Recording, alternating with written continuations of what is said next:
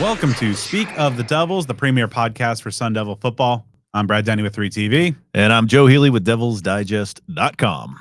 Joe, two things are currently true. Raleek Brown is still running, and it's hate week in the state of Arizona.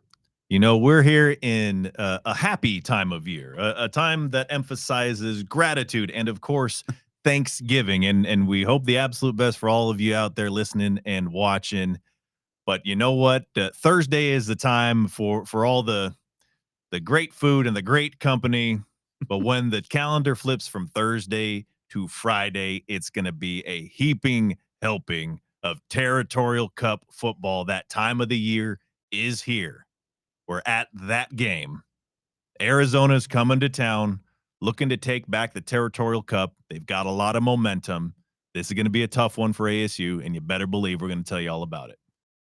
Yeah, weird things often happen in this game. You got two teams coming in, 8 wins each. I believe this is probably the biggest game in their series since 2014, when the winner took the South. And yeah, the two teams like ASU just week in, week out, surviving and advancing. And we'll break down exactly how they survived and advanced against Colorado here in a moment. U of A doing a little bit easier. They are really hitting their stride. Kind of some shades of their 2023 season. They just crushed Baylor. They're cruising, but as the old saying goes, you throw the records out the window, and anything can happen. And also, maybe it's about time we just play the old Brandon McGee clip on repeat. Yeah, that's always a good thing to do this time of year. Yeah, just real interesting stuff comparing these two teams. Of course, the identical records, very different from what was expected, at least of Arizona in the preseason. Now, Arizona cannot qualify for the Big 12 championship game, as all three of their losses are in conference play. For ASU, that is still a possibility. A lot of things need to happen. Stars need to align. I think that needs to be something that is kind of in the back burner of a lot of minds, because taking care of business is the absolute biggest thing here. But really can't say it enough. There is a great deal on the line. I think for many, the view of this 2025 season for ASU, the stamp that's put on it will be determined by this game, good or bad. I think that's where a lot of folks are. And the Sun Devils still on track for the possibility of a 10-win season. Heck, the possibility is still there for a national championship. That's not off the table yet. Door's not closed. But there is a 10-win season on the table, possible for Arizona as well. So this is one that, again, a tense affair as it always is. And we're going to, break down how we see this unfolding and everything that you need to know about this incredible, agonizing, ridiculous Territorial Cup series that we get the pleasure and sometimes displeasure of seeing year in, year out. Yeah, we're going to be joined by old friend of the program, Adam Green of Wildcat Radio 2.0 and AZ Desert Swarm, to get the latest intel on the Wildcats. We're talking a couple of ASU players as well near the end of the show, get their thoughts on this big time rivalry. But ultimately, it's just going to be a nice old fashioned hate on the field there on Friday. There you go. And, when the hate can be a nice thing in this context. And what else is nice is making sure that your home is protected, just like ASU is going to look to protect its home at Mountain America Stadium. There's no better way for you to protect your home from critters, bugs, varmints, and especially wildcats than with Nice Pest Company, a company that you can trust. Also a company run by ASU alums and diehard Sun Devil sports fans. Nice Pest Company serves residences and businesses all over the valley. And check this out, Sun Devil fans, like we tell you each and every week, take advantage of this special. You can get your first service for just $42. Most importantly, 100% of those proceeds will be donated by Nice Pest Company to ASU's Sun Angel NIL Collective.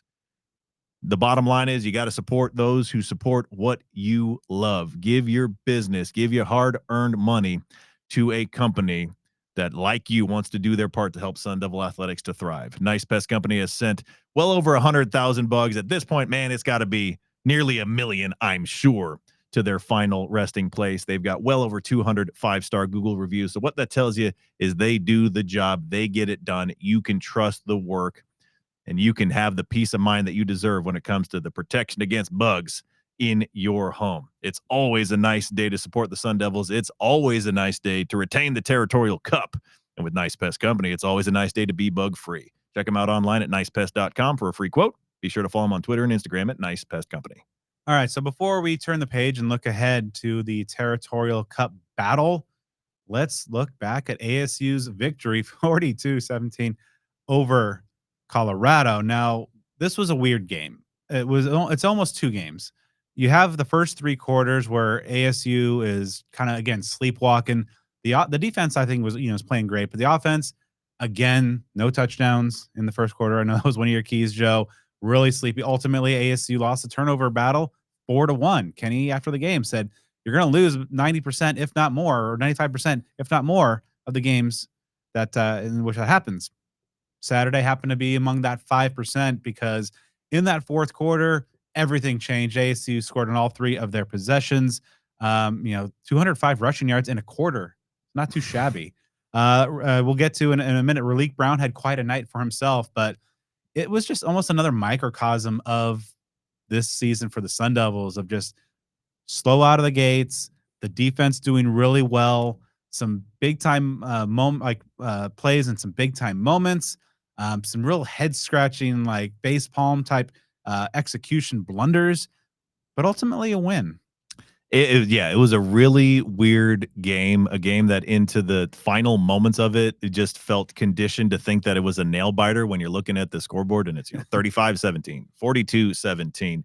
I mean, this is a game that if not for the slow start and the myriad turnovers, I mean, ASU could have borderline scored 60 points on Colorado. It's just really strange that, gosh, up until the about the 10-minute mark of the third quarter, I mean, ASU was down 14-13. And then, like you said, that fourth quarter just came out of nowhere. So it's a good thing, but it's also an unnerving thing that for whatever reason, this team in almost every game just seems to start so slow, but still trust itself and not panic too much and have outcomes like this game or more close nail biters, such as the West Virginia game before it. So obviously, you're never really going to complain about a 42-17 ball game, but there still is a lot that ASU could have gotten right in that game. But man, the plays of Raleek Brown and just some of those long runs and the day that he had 255 yards. So I saw a statistic that it's the most in Sun Devil history in a road game. Most on the road, third all time, which is wild. And it's a testament to John Aguano because I mean that single game rushing record, I believe, by Benny Malone stood for 40 years or so. And in the last 7, we've basically seen that record to be broken, not necessarily under his guidance, but someone he's involved with, I believe. And just what Cam Scadaboo did against Mississippi State last year, what Raleek Brown's doing this year. We will at all hours of the day, and I will too, sing the praises of Sean Aguano, put it on Twitter, and I firmly believe that he is the best running back coach in the country. So when you got him there, it's like we talked about deep in the preseason, we're in confidence rankings and stuff. It's like, I'm not sure how the run game's going to be without Cam Scadaboo. You still have Sean Aguano. Raleek Brown with his 255-yard day on the ground also had a 33-yard receiving touchdown. That put him over 1,000 yards for the year rushing, and he's like in the top 12 nationally now rushing. Yeah, second in the conference as well. And that comes despite having 3-4 weeks where it's just seemed like 50, 60 some odd yards on the ground. You look at the gross numbers for the Sun Devil offense, 580 yards, 355 rushing. That's the most by a Sun Devil team in 5 years since that pandemic game against Oregon State. Mentioned 205 rushing yards in the fourth quarter in which ASU did not throw a pass attempt. So it was great. Raleek Brown, of course, had that 20-yard run and that ill-advised hurdle where he coughed up one of those 4 Sun Devil turnovers. But to his credit, after the game, he said, went over to the sideline, told the guys, "My bad, I'm going to score a touchdown." And then ultimately on his next carry, which came after that critical fumble recovery by Keith Abney, takes it 88 yards to the house. It's also good to see Kanye Udo get out of kind of the missing persons program and run for 62 yards, a touchdown on 9 carries. Great to see Jason Brown, who's been making some plays on special teams, get his first career touchdown as well. Somebody who was not really a part of that 355 yards rushing was quarterback Jeff Sims. Really weird. It's almost, in the press box, kind of, mentioned to people like, is he hurt? Is there a reason why the design QB run game that had been such a, effective part of the last 2 starts was not a factor? He had an uneven day through the air, 11 of 24, 206. 2 touchdowns, had a pick, lost a maybe the most bizarre interception fumble, at least in terms of how they ruled it statistically, ultimately. So you kind of got the run of the mill of the Jeff Sims experience. Maybe it's just him in that Folsom Field because he had a terrible game a couple years ago with Nebraska there, bunch of turnovers, but the 11 passes that he did throw or did connect with, some of them were really effective. The catch and run touchdown to Derek Eusebio, 68 yards, was great to see. Oh yeah, Jordan Tyson came back, made a big time catch for 42 yards to set up the first field goal of the day. But it was really interesting to see just the team muddling through not just the slow first quarter, but kind of the first 3 quarters before really just I mean, and heading into that fourth quarter, ASU had that 4-point lead, and it's almost like they were playing with their food or whatever. But you could tell they were the better team, but really we're still just a couple points ahead before they just kind of ultimately exerted their will. I guess better late than never, but that's it's kind of some brinksmanship you don't want to be a part of. Yeah, it's funny that if you would flip the second and first halves and have the exact same final score, but have ASU start with the onslaught that it scored a little bit in the third quarter in the actual game, and then blew things out in the fourth quarter. If they would have had like a good first quarter with a touchdown and then an incredible second quarter and then tapered off in the third and fourth, I would feel very differently about the game. Again, even if it's the exact same final score. Talking about Jeff Sims and the lack of running, I don't dislike that whatsoever. I think that was actually one of the keys I mentioned at some point in what we did last week was basically, run the ball, go to the numbers as far as just what the statistics tell you are the weaknesses for Colorado, but don't overdo it. I didn't want to see Jeff Sims run the ball 20, 25, 30 times. If you put yourself in harm's way, I mean, he cannot be taken off the field. You can't have him get hurt. So for him to rush 8 times, he had the 12 yards. So, it's very un-Jeff Sims-like. And also going as far as the turnovers are concerned, knock wood a little bit, but in these last 3 games, the turnovers on the road versus the turnovers at home have been a very different thing. Oh, Iowa State, Colorado, and technically I don't think he was credited with a turnover because that snap issue, that was a fumble. I think it was a team fumble. So I don't think, and he didn't throw any interception. So I don't think he wasn't credited with any turnover. He was, involved with them, but not credited for any turnovers in the West Virginia game. So we're getting home game Jeff Sims on Friday. I certainly hope so. But yeah, great to see guys get involved. I mean, you saw some, trickeration, which is fun. You don't love that you have to pull it out against Colorado, but man, Blazing Lona Wong, put him at tight end. Why not at this point? I mean, he is shown that was actually a damn good reception that he made. Like it was. Like he had to make a play on the ball there, but the turnovers. I mean, there's never like a good turnover, but sometimes just the defender makes a great play, in traffic on a pass, or a linebacker D lineman gets a hand or a helmet on the ball, at the right time and forces it. But man, it seemed like each and every one of those 4 turnovers was just bad. That exchange with Jeff Sims, I still don't know what happened. It looked like he literally handed the ball to the Colorado defender. The interception was pretty good ways away from where the nearest receiver was. The Raleek Brown one, like I get he's trying to make a superstar play, and I'm not going to fault the guy too much for the game that he had, but that's just doing too much. And even like Man Robinson, again, not going to fault the true freshman who's starting to get some run, but just not a great play there. So, that's something that's a downside there. But again, 355 yards on 45 carries, and you've got your top 3 guys that ran the ball, they're well over. I mean, Raleek Brown averaged almost 12 yards a carry. Kanye Udo is about 7. Even Jason Brown, he only had 3 carries, but he, had 17 yards and a touchdown there. So that's stuff that you love to see. Again, just a weird game, but you're not going to complain with the outcome. Yeah. So, and one thing you're not going to complain about is the Sun Devil defense, who really put forth yet what was to become expected is just a real good, solid effort. And especially when you put it in the context, they're playing at altitude and they're playing a lot of snaps. Colorado had 16 possessions. That's a lot. Kenny DeLamb said it's basically about a game and 3 quarters worth. And all told, they forced 9 punts, had a fumble recovery, a couple turnovers on downs, gave up just 300 yards, and kind of bought, as we've seen over in recent weeks, especially buying time for that Sun Devil offense to kind of find itself and get going. Keyshawn Elliott is just putting together an absolutely incredible season. 2 sacks against Colorado, and he has now 7 sacks and 13 tackles for loss. And that's the most by any Sun Devil defender since 2017, which I thought was really kind of interesting. Can you name the sack the person in 2017 who had those 7 sacks? I totally honestly forgot this guy existed. 2017. Yeah.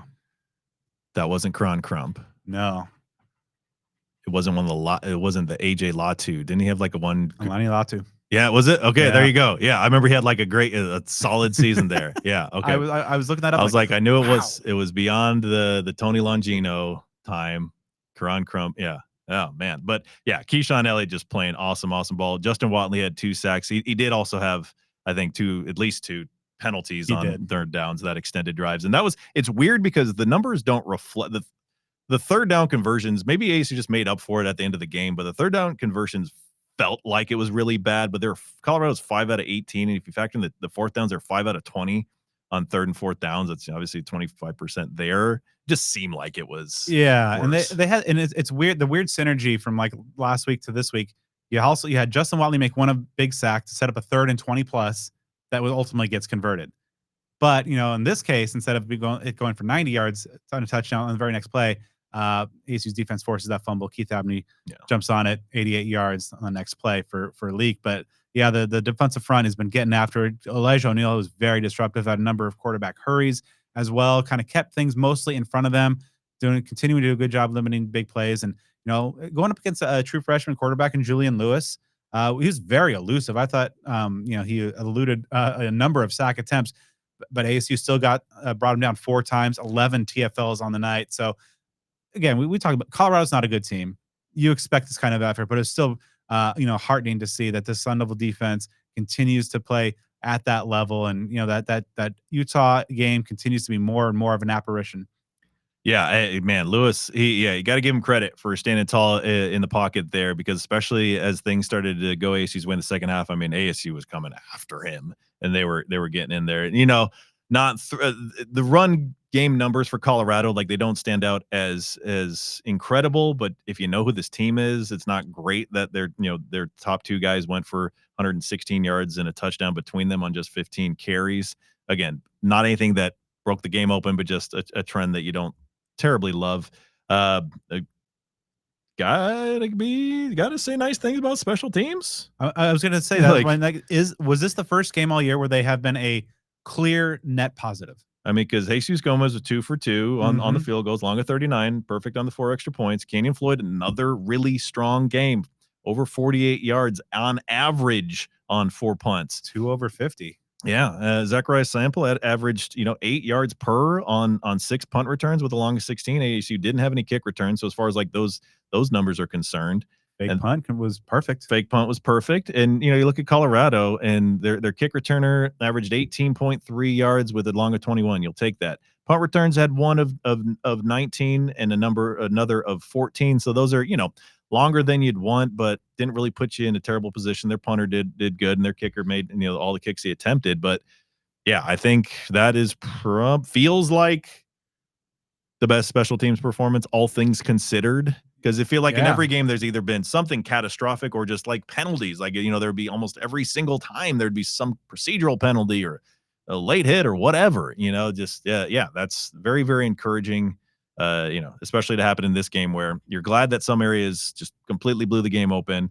Others where, you'd like some better things. But at this point in the season, you take a 25-point win on the road when you can get it. Yeah, the better team won. ASU came in and they did what they did eventually. But for as much as good that came out, there's still some concerning signs, and you're heading into the finale against a really good team that's playing some good football in the Wildcats. And so you just hope that the trend, if it is going to continue, of ASU kind of playing up or down to a level of opposition, they are who they are through 11 games. We're not going to see something radically different come Friday, but there were some nervous moments, but ultimately, the depth, the superior talent, and the game-breaking ability of the Sun Devil team prevailed. And, if you're getting to 8 wins at this point of the season, that's a pretty decent feature. Yeah, it's really interesting how, at least in my opinion, kind of the needle has moved, because with this program, as we have seen, year after year, at least prior to, the explosion last season, 8 wins is on the upper tier of what you could expect out of a Sun Devil season. That includes a bowl game, not to mention, doing so with one regular season game left to occur. So, man, it's something that it's this next game is going to determine a lot because for a lot of folks, this is what, again, separates success from failure, or at least a good taste versus bad taste in one's mouth. So that's something that we have a lot to look forward to in this upcoming game. Yeah, and I think that's that should probably, as Doug Tammer likes to say, the windshield's bigger than the rear view mirror. So we talked about what has happened, but now the most important game of the schedule. I think it's time to look ahead. And before we go behind enemy lines, this one right here is for the homies. If you want a restaurant as passionate about supporting Sun Devil athletics as you are, you got to make Burrito Express your local burrito joint. Burrito Express began with a vision, a family-run Mexican restaurant serving authentic food with fast, friendly service and deep community roots, making Burrito Express a true multi-generational, family-led legacy. From the beginning, it's always been about flavor, family, and the people they serve at Burrito Express. Burrito Express is more than just a place to eat. They are part of the neighborhood, and as you know by now, a strong figure in the Sun Devil community. From day one, they focused on bold flavors, fast service, and real connections with the communities they serve. It's that mix of quality, culture, and care that makes Burrito Express different. Burrito Express delivers bold flavor, fast service, and hometown pride in every bite.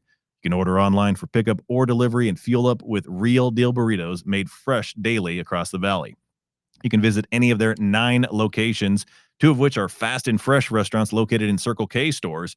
You can find Burrito Express in Tempe, Scottsdale, Chandler, Gilbert, and Queen Creek. Most locations are open 7 a.m. to 3 p.m. Monday through Friday and 8 to 3 on Saturdays and Sundays, while some locations are open 6 to 3 during the week and 7 to 3 on weekends. And a big piece of information to share, as I'm sure a lot of you have seen on social media, Burrito Express moving their Tempe location from University over to the Broadway and rural area.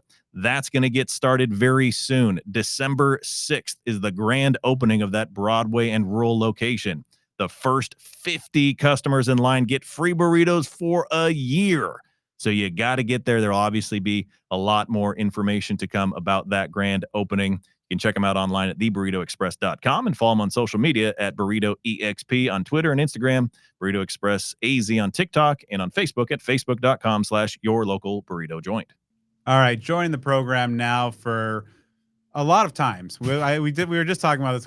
It's well over 10, maybe 15. Maybe you've gone a perfect 15 for 15 on our show history. But to talk about the Arizona Wildcats from Wildcat Radio 2.0, Arizona Desert Swarm, the one, the only, the Adam Green. Adam, welcome back. Yeah, happy to be here. We're excited to talk about this year's game than last year's, that's for sure.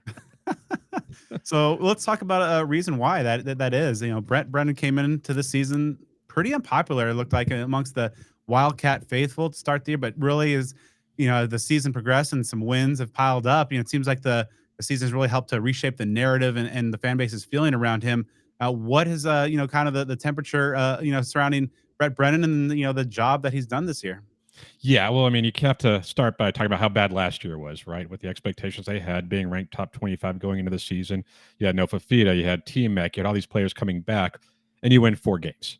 So there were a lot of people who thought maybe he deserved to be fired after last season. And when he was brought back, it was because of the finances, right? It's expensive to fire a coach and have to hire someone else and a whole new staff and everything like that, a new athletic director and everything. So they kept him, and it was like, okay, well, you understand why. Is it because of football reasons or because of other reasons? But now he gets a chance to build out his staff with time, which he didn't have last season, being hired so late in the process. He gets to attack the transfer portal, the entirety of it, and not just trying to retain players, but can go out and get guys. And they brought in like 61 new players from last season. And the question was, were they going to be any good? It's just because they bring in new guys doesn't mean they're going to be better. And with the way the season has gone, they got to a really good start, lost that game at Iowa State, which is their first real test of the year. I guess Kansas State at home was supposed to be pretty good and pretty tough team. But since then, they've been playing some really good football. 2 more losses at Houston and the double overtime loss at home to BYU, both games that they could have won. I would argue they probably should have won the BYU game. And that Arizona's been winning games. So I think for a lot of people, there were some who went into this season who they were out on Brent Brennan no matter what. Like last season just soured them too far where there's nothing he could do. He was a mediocre coach at San Jose State, right? Won some games, but nothing special. And he took a great Arizona roster that was preseason top 25 and drove it into the ground. Then there's a lot of other people, more reasonable people, were like, okay, last year was pretty bad, but this year They're winning games. They're blowing out the bad opponents. They went 6-1 at home. How could you be anything but pleased with the job he's done, especially given that he did it with hiring 2 new coordinators, Seth Dagey, offensive coordinator, and Danny Gonzalez, I know ASU fans are familiar with, at defensive coordinator. They brought in a special teams coordinator, Craig Nivar, and everything seems to have been working. And when you have a CEO-style head coach, because I know like Kenny Dillingham has an offensive mind, so he can kind of help out there. Brent Brennan isn't an offensive genius. He's not a defensive mastermind. He's a CEO-style head coach who needs to have good coordinators. So with him going out and getting the guys he did to be the assistant coach, to be the coordinators, then that staff getting this entirely new roster and hitting on so many of their portal guys and coaching up the players they had, how can you not feel pretty good about what he's done and the future of the program with him in charge?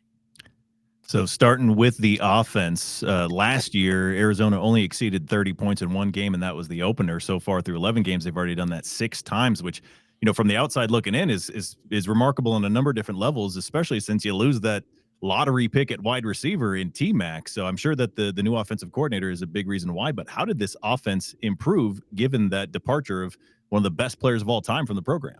Yeah, this kind of goes back to if things go right, this could happen. We had for Wildcat Radio 2.0 before the season started, we had a mailbag question. Someone asked us, me and my co-host, like, why should we expect Noah Fifita to be a better quarterback this season without T-Mac to throw to? And the answer was that without T-Mac to throw to, he's going to be forced to spread the ball around. He's going to be forced to use some of the other options and look around the field where, you know, if you have Territorial McMillan on the field, if he's covered, he's open. You know, I think ASU probably is the same thing with Jordan Tyson. Like, they're pretty much always open, and if you'd be silly not to throw them the ball, but sometimes you do it at the detriment of maybe finding someone else who's even more open. So without T-Mac, Noah Fifita had to see the rest of the field. Then you bring in Seth Dagey from Marshall, the offensive coordinator there. He came in, has the air raid background, but he ran the ball a lot at Marshall. And it's hard to say exactly what his system is because there have been games where Arizona's aired it out. There's been games where they've pounded the rock and they've won each way. I think they're happy to do whatever. But it almost speaks to how incompetent the offensive coordinator went through 2 last season, how bad it was last season. Because Seth Dagey, I don't know if he's great. He's done a good job, but just doing a good job has opened up this offense in a way that we did not see last season. Noah Fifita, his relationship with Dagey has been very strong. And the receivers they've had, Chris Hudson, they brought in, played at Oregon, played at Washington State. He's emerged as a star. You have other guys too. I think I was looking at the stats. There are 7 guys who have caught more than 1 touchdown pass this season. Like 7 guys have at least 2 touchdown catches. Trey Spivey has 6, the team lead, and he has like 13 catches, 17 catches on the season. He's a walking touchdown. And just the way they spread the ball around Noah Fifita, he sees the field well. He threw an interception against Baylor. I think his first interception since like the BYU game or something. He had just been taking care of the football, making good decisions. And his receivers, he has a lot of them out there. They rotate through a lot of guys who are making plays. Then, of course, the running game. They have 3 running backs who they've been relying on who all bring something different to the table. And I think a lot of people like this too. I finally got there. The offensive line had been very, very good. They replaced a lot of starters from last season, but Buchanan, the left tackle, came over, I believe, from Texas Tech. Didn't play much there. Came to Arizona. He's a starting left tackle. He's been one of the better tackles in the conference. Tristan Bounce came over from Michigan. He had been one of the absolute best tackles in the conference. He got hurt a couple weeks ago at Cincinnati, and I think he was on a scooter during the Baylor game. So I would not expect him to play on Friday. But it's the offensive line, the changes they've made there. They've been healthy for the most part up until now, and they've all been playing very well as a cohesive group. So it's just like when everything comes together, this is what you get. You get an offense with a veteran quarterback, with good receivers, depth at receiver, with a few different running backs who can all catch the football, can run the football well, and then an offensive line that blocks. If they're not a strength, they're certainly not a weakness, then you get an offense that can score some points. Let's talk about Noah Fifita. You know, obviously one of the best quarterbacks in the country a couple of years ago.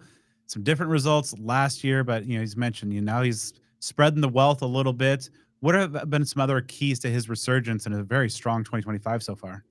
It's hard to say any one thing. He's run the ball a little bit more. There's been more design runs in the offense and more read options where it's not that he has a chance to throw the ball, but it's either pull the ball back and run it yourself or hand the ball off. And he hasn't been the best at those. He's made some mistakes in that area throughout the course of the season because he's not a running quarterback, but he has used his legs at times to keep defenses honest. So I think he's just been a more confident player in himself and his ability and in the players around him, because any quarterback will tell you if the offensive line is keeping guys away from them or giving them time, they're going to sit back in the pocket. And he rolls out. He's a good scrambler, but he keeps his eyes down the field. He's confident that he's going to have the time to throw the football and that someone's going to get open. And like I said, they have a bunch of different receivers. Chris Hudson's been very, very good. You have Luke Wysong's a veteran. Gio Richardson's been coming on a freshman, but he's been making some plays. Trey Spivey's out there. Nunu Wodtly, who hasn't done as much recently, but he's a burner for this team. Like, they just have so many guys out there where, yeah, you'd rather have a T-Mac, sure, but when there's all these different players who a defense can actually focus on, and I imagine Hudson gets a lot of the attention now because of the way he's emerged as a number one receiver, but Noah's been very good at just finding the other guys. Just where does the ball need to go on a play? Go there at the ball. And whereas last year he was trying to force it into T-Mac too often, and the offensive line wasn't very good. He just wasn't comfortable in the system, which, again, wasn't a very good system. Like, I think it's pretty obvious that whatever they were running offensively last year wasn't it. But it's been a good offensive system. He's gotten more comfortable with what they're doing. The timing's been a lot better with these receivers, and he spreads the ball around. So you have a confident quarterback who maybe doesn't have the star power that they had a couple years ago with a T-Mac and a Jacob Cowing and a Tanner McLaughlin to throw the football to, but he's got enough guys that he's confident in to deliver the ball their way. Let's talk about the run game. You mentioned, a trio of guys that have been getting involved, led by Ish Mahdi, the Texas State transfer. ASU saw him a couple of years ago, in fact, on the road. Kind of break down, the three guys that, might see some action on Friday against the Devils. Yeah, you have Mahdi, you have Kedrick Rosano, and you have Quincy Craig. Quincy Craig did not play against Baylor. He was a late addition to the availability report. I don't know. I assume he'll be back, but, we don't know. He didn't play last week, so until we see the availability report, this week, it'll be hard to say. But Mahdi started the season, was kind of banged up. Like, Rosano was the first running back on the field in the opener against Hawaii, and he played well. He's a bit more of a bruiser. He's a bigger guy. They like him around the goal line. He had 3 touchdowns against Baylor, but he's got some good speed. But he's not really the guy that they throw the ball to out of the backfield. He can catch the football, but that's really not his game. Mahdi is definitely the all-around back. I mean, you don't think he's the strongest guy, but he runs between the tackles very well. He's an excellent receiver out of the backfield. He can have game-breaking speed, game-breaking touchdown runs, which he's had this season.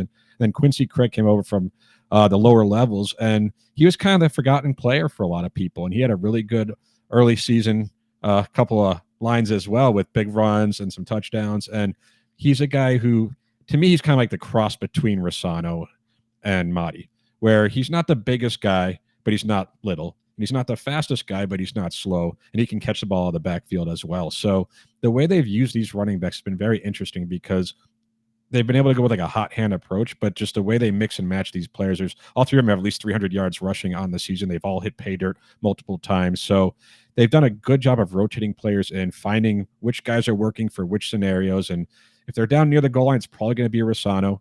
If they're between the 20s, it's going to be some combination of Craig if he's healthy and Mahdi for sure. So you've mentioned wide receiver Chris Hudson on a few occasions here. He's been a contributor all year, but these last few games, really explosive, over 250 yards just between the last 2 outings that he's had. What's enabled him to have such a surge, and what does he bring to the table? He's a veteran receiver, which helps. He's been around a little while. He hasn't had the big impact at some of his previous stops, but I think what we're seeing with him is that he was hurt to start the season. He wasn't on the field. And we all know quarterbacks and receivers, they need to build that rapport over the course of a year, and they build that trust in each other. They're going to be in the right place. They're going to be able to make plays. And Hudson, the more he's gotten healthy, the more of an impact he's made. And it's interesting because he's not 6'3", 6'4". He's not like the most physically imposing receiver, but he's good at making catches in traffic, has very good hands, and he can just get open, which has been very helpful because you see Fafita's trust in him has grown over the course of the season, where there are a couple of throws against Baylor. There was one down the sideline where he kind of mossed the guy, if you will.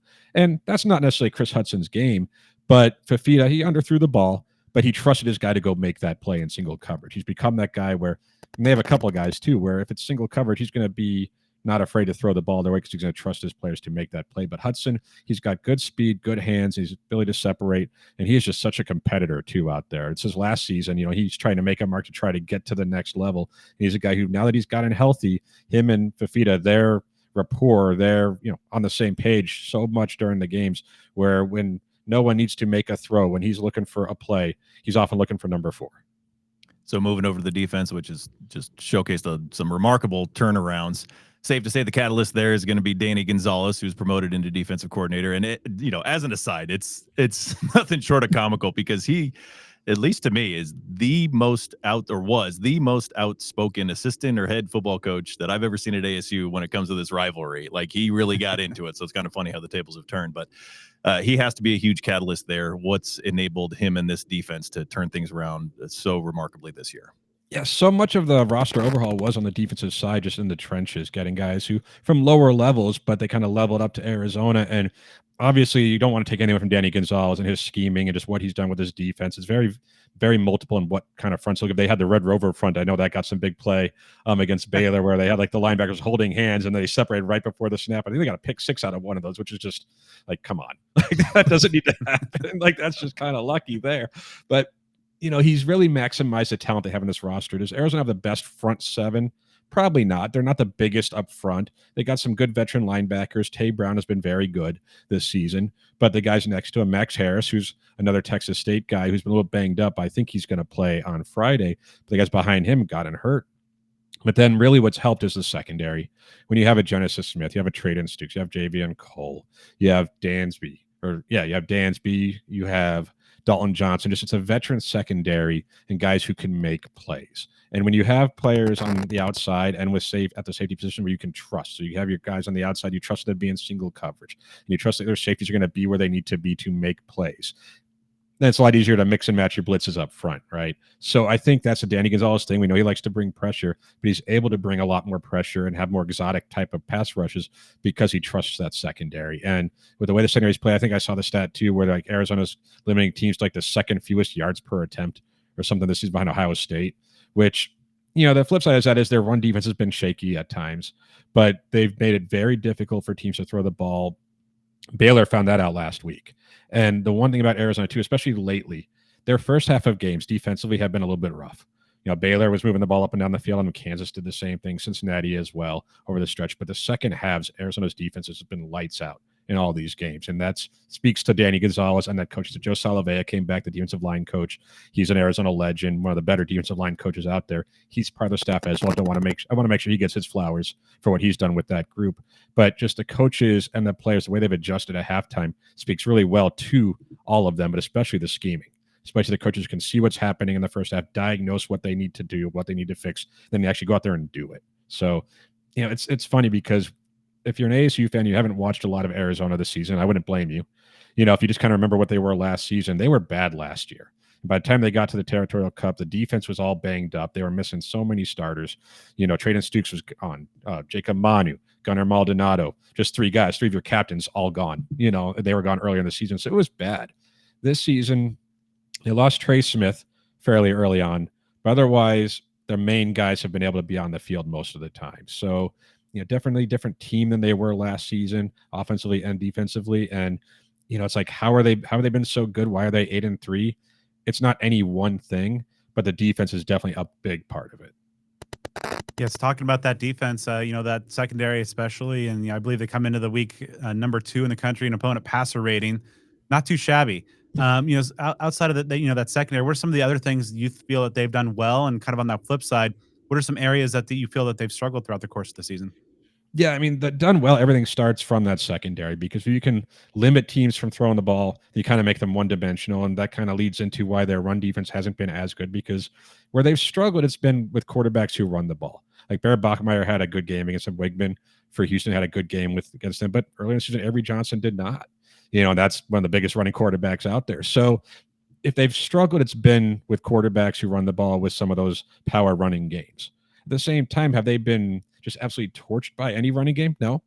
Like, they've just not been as good that way as they've been in the back end of the secondary.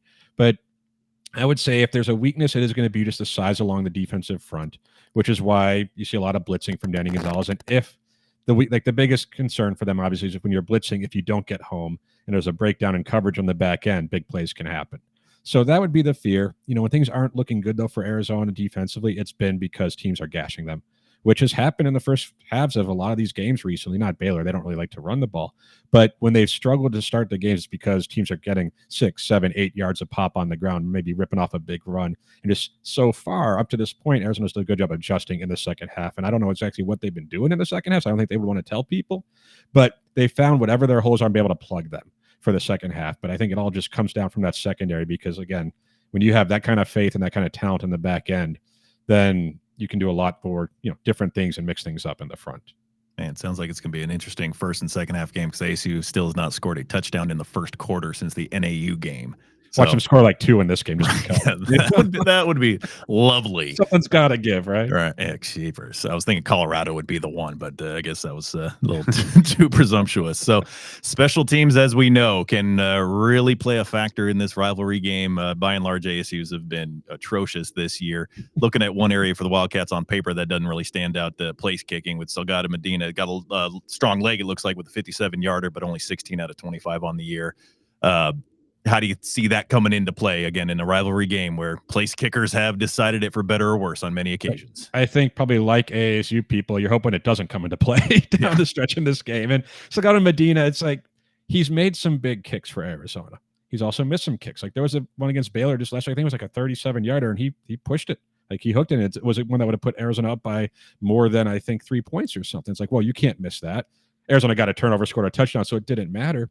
But the Cincinnati game, he missed a couple early on. They were blocked. There was just bad stuff going on. And then he drilled one late in the game, like a 47-yarder that gave Arizona a comfortable lead. And I think Brennan came in and was like, yeah, that kid, they trust him implicitly. And he came out and piped that most important one of the game, which, yeah. I mean, if you're a kicker, you can miss 3 field goals. If you make the game winner, everybody's going to remember the game winner. Just like if you're a kicker and you make everything and then you miss a couple extra points, people remember that. There's things that can happen for a kicker. It's a really tough position, but Salgado Medina, it's his first year kicking for Arizona, and for Arizona, they had Tyler Loop before that, and Tyler Loop was automatic, and before Tyler Loop was Lucas Havrasek, who we've seen now with the Packers a little bit this season, what he's done. So Arizona's had some really good kicking game. Like the special teams had been outstanding the last probably 4 or 5 years, especially at kicker. So to have someone like Salgado Medina, who he's probably been maybe slightly better than your average college kicker up to this point. He does have a leg, so if they do have to settle for a 40-something plus yard field goal, they can count on him to get the ball there. But do you count him to put it between the uprights? You can't. But I think that's probably the case for most kickers around the country. So if it comes down to him, I mean, in the rivalry history, it would be poetic for him to actually make the kick, just because Arizona deserves one of those, I think. But I'm a little biased as well. But I think it's just like, I know Gomez for ASU, he's made some big kicks and he's missed some kicks too. So it's like, do you trust any of these guys? They're college kickers. And unless their name is Tyler Loop, I don't. Or Zane Gonzalez. All right. So this is probably the 15th time I've asked you this question. So it's the annual, who's a guy on each side of the ball, a little bit under the radar, that you think could play an X factor in determining Friday's outcome? I think defensively, Riley Wilson is a guy who came into the season with pretty high expectations and then was injured to start the year. And he's been slow to get going, but he's been just a guy who gets to the backfield. He's a linebacker, but more like a rush end for Arizona, especially on passing downs. And he just has a knack for getting to the quarterback. That dude plays like his hair's on fire. And I think he's the type of player who could come out there and make an impact in this game, especially if they can force ASU into some obvious passing situations. And of course, if they can get a bit of a pass rush, then that leaves the secondary with a chance to make more plays down the, in the back end of the field, which is what Arizona obviously wants to do defensively, is turn them into a one-dimensional offense. Offensively, kind of went over some of the guys. Chris Hunter is someone who I wouldn't be shocked if made some plays. He's had some really tough catches. He was pretty good at the end of last season. He's been a little bit banged up as well. Hunter has gotten a lot of the publicity, and Gio Richardson, the freshman's been making some plays. I wouldn't be shocked if he had a couple of big catches as well. But it's hard to pick out a guy on Arizona's offense that's we don't really talk about, because we've talked about pretty much everybody who ever does anything for them, because that's the way they've been, is that if you're a running back, you're probably not getting to the fourth running back in this game. You may not get to the eighth receiver, but any one of like Spivey, Hudson, Hunter, Wodtly, Cam Barmore, the tight end, he's not really a main guy for them, but he's shown the ability to make some catches when they need to. They haven't really thrown to him in the red zone so much, but he's a big guy. So maybe him, if Arizona gets into a red zone situation, looks for their tight end who hasn't caught a touchdown yet this season. But they have just so many guys that they count on, they rely on to make plays, where I don't mean it to be like a cop-out. I know it sounds that way, but there's not a lot of guys who haven't made an impact that you can expect to make an impact, because so many guys have made an impact for this team and do on a weekly basis. So for a lot of ASU fans, and I think I fall under this category, labeling this season as a success or failure is going to hinge 100% on the outcome of this ball game. How are Wildcat fans approaching this? Is this a nothing to lose situation because they've already so far exceeded the expectations? Or is it, hey, we're playing some good ball and the other team is surviving, we should win this game? Is it that nothing to lose mentality, or is it like we should win this as far as the fans? I think it's closer to the second one because Arizona, I don't know where the line's going to be on Friday, but I know the line open Arizona was a favorite, which was just wild to me, because these are 2 8-3 teams. ASU's at home. How are they not favored? But I think for Arizona fans, a lot of it's just reaffirm that what has been happening is legitimate, because there's a lot of people look at the schedule and say, you haven't really beaten anyone good. And I'm not sure people, if they beat ASU, say, well, that's a good team they beat. It's like, oh, they had their backup quarterback. They're all injured. You were favored to win. How is that considered a good win, right? But if you lose this game for Arizona, I think there's a lot of fans are going to say, okay, you won 8 games. You're playing in the LA Bowl or something, but man, you needed to reclaim the cup. Like, this was a year to do it. You could have gone to Tempe and taken it back because you're better than them. But at the same time, I would hope, like, anytime you lose this game, it stinks. But I would hope that if Arizona loses this game, people will be able to look back at the season, and there's still a bowl game to play, which is huge for them. You know, they still have 8 wins right now. They could still get to 9, which isn't bad if it works out that way.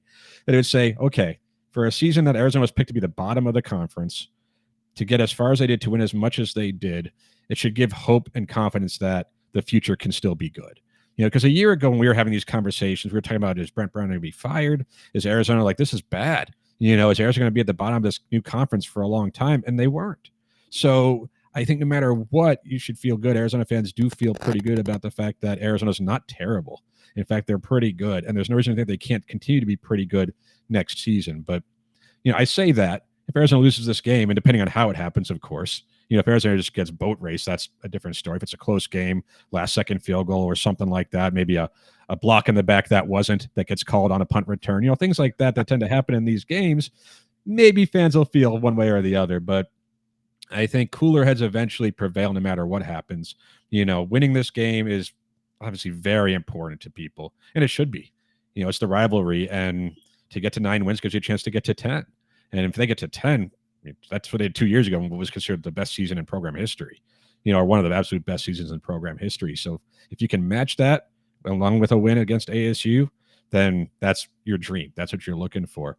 But a loss probably, as much as it would sting, as much as it would bother people, probably won't do a ton, I would hope, to cheapen what Arizona accomplished this season.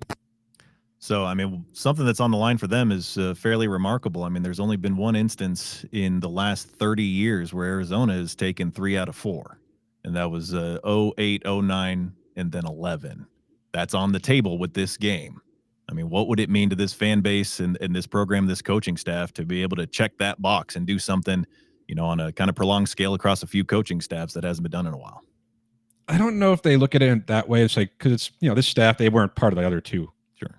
So for them, I think it's more of they want to solidify themselves as being coaches that can win this rivalry game, because it's important.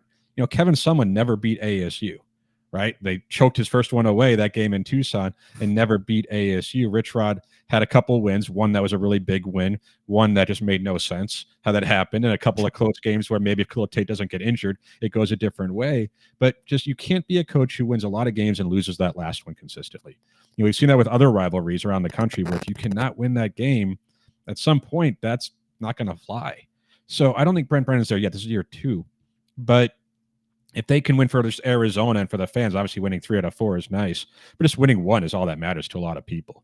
You know, it's just, okay, be 1-1 versus Dillingham.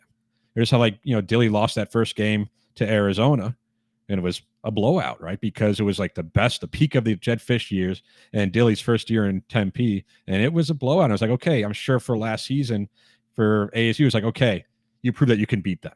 You know, you had a good year and you finished it off the right way. And I think for Arizona, yeah, winning 3 out of 4 is great, but I don't think too many people are thinking of the other 2 games that they won over this stretch. You know, history would look that way. And when Arizona fans clap back at ASU fans on Twitter and share the Wikipedia link, it'll look better. You know, the image of how many games they've won in the most recent part of the rivalry in the recent history. But 3 out of 4, it's nice. But, you know, I think they just want to go 1 out of 1 this week. All right. So for such is life of programs like ASU and U of A, kind of at that tier in the sport, where if your coach is really good and you have a really good season, rumors start circulating. Is there any level of concern that, you know, now with the good turnaround that Brennan has engineered, that especially in this crazy hiring cycle this year, that some other programs might become a poaching? I don't think there's any real concern from Arizona people.